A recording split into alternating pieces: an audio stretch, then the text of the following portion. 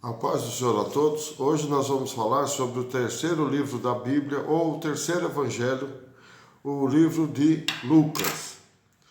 O autor do terceiro evangelho era um gentil médico, discípulo e companheiro de Paulo em suas viagens missionárias. Colossenses 4:14 diz assim: Saúdo-vos Lucas, o médico amado, e Demas. Lucas em grego significa Loucas. Nasceu na Antioquia da Síria.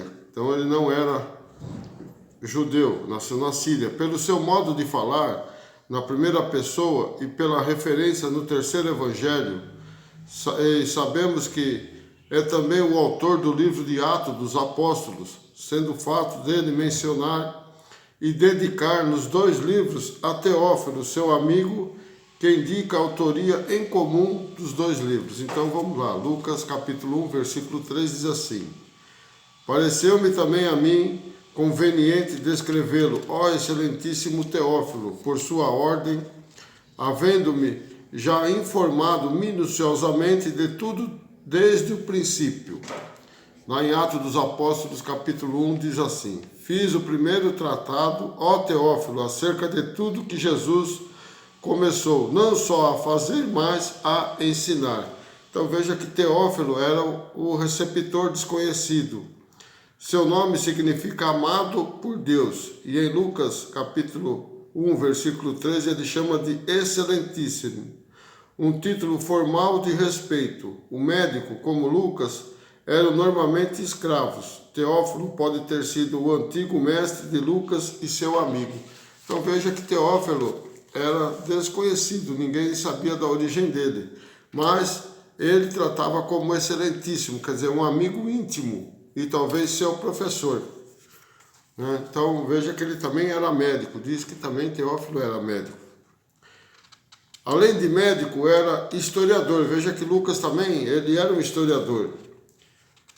Visto que a tradição da igreja atribuiu com unanimidade essas duas obras de Lucas, o médico e companheiro de Paulo, e com as evidências internas sustenta esse ponto de vista e não há motivo para contestar a autoria de Lucas.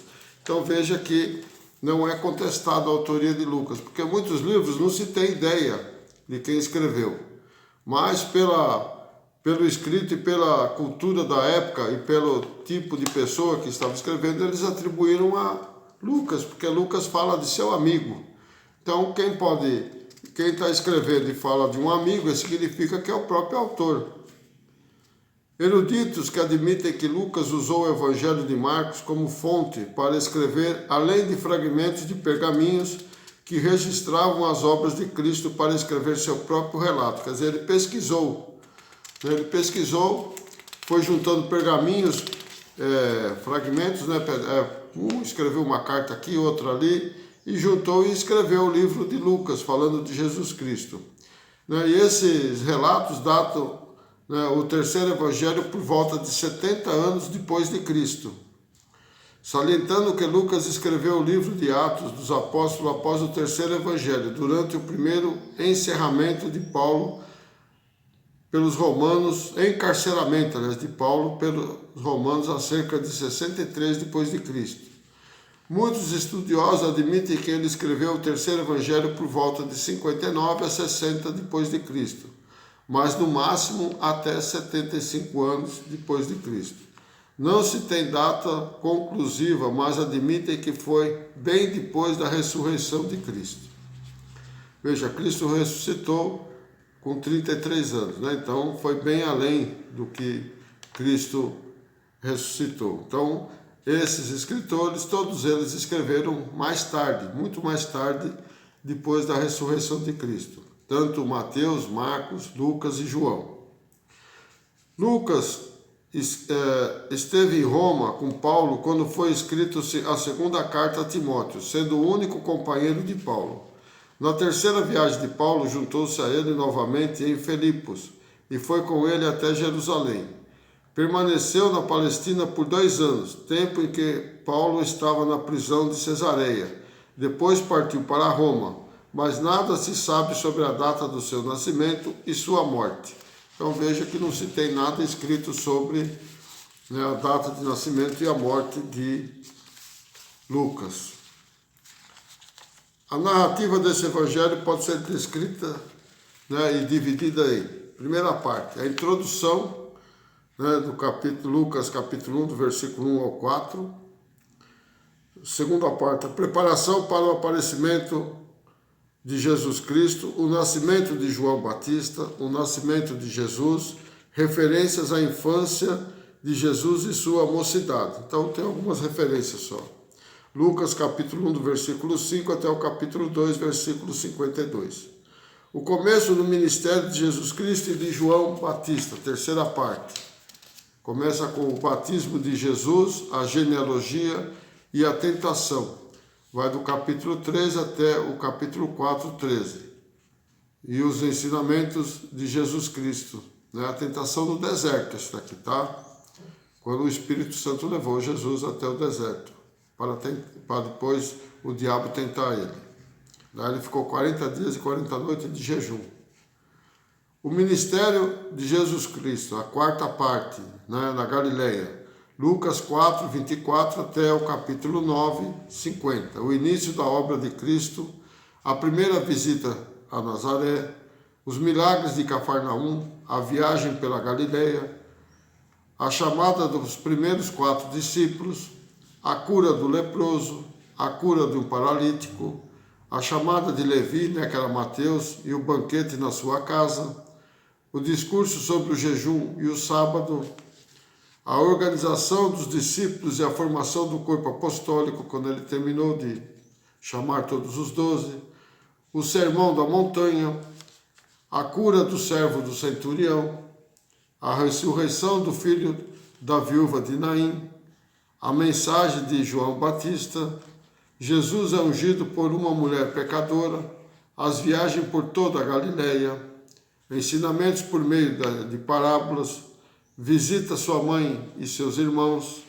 a tempestade acalmada, a cura do endemoninhado de Gadareno, da mulher do fluxo de sangue, da ressurreição da filha de Jairo, o desejo de Herodes de conhecer a Jesus Cristo. Jesus fala da sua morte futura, incluindo a confissão de Pedro. Sobre a sua morte e ressurreição, ele novamente comenta, a transfiguração, a jornada de Jesus para Jerusalém. A quinta parte, uma série de parábolas e ensinamentos são descritos em Lucas capítulo 10 até Lucas 20, capítulo 21, versículo 4.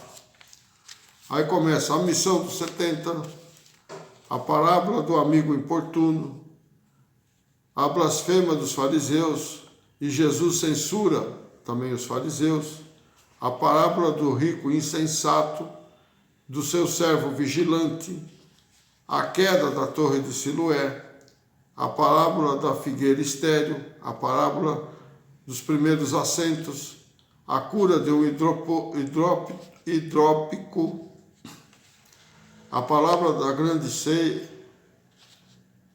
a palavra das ovelhas, das 100 ovelhas, a palavra da dracma perdida, a parábola do filho pródigo, do mordomo infiel e a parábola do rico e Lázaro, que traz muita controvérsia entre os teólogos, né?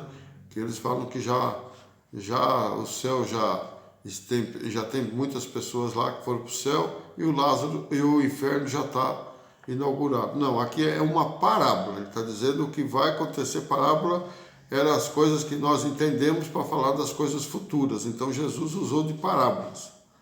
Depois tem a cura dos 10 leprosos, um só que voltou, a parábola do juízo iníquo, Jesus abençoa as crianças, o jovem rico, o cego de Jericó, Zaqueu publicano que subiu na árvore para ver Jesus, e Jesus falou que hoje ele iria comer lá na casa do Zaqueu publicano, né? Jesus anuncia a sua morte, a parábola das 10 minas ou dos 10 talentos, né, conforme traduções, a entrada triunfal em Jerusalém, a purificação do templo, a parábola dos lavradores maus, a questão dos tributos, Jesus censura os escribas e a oferta da viúva pobre.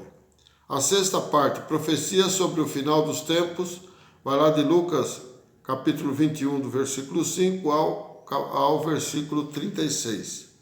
Então começa o princípio das dores, a grande tribulação, a volta do Filho do Homem e a vigilância. A sétima parte,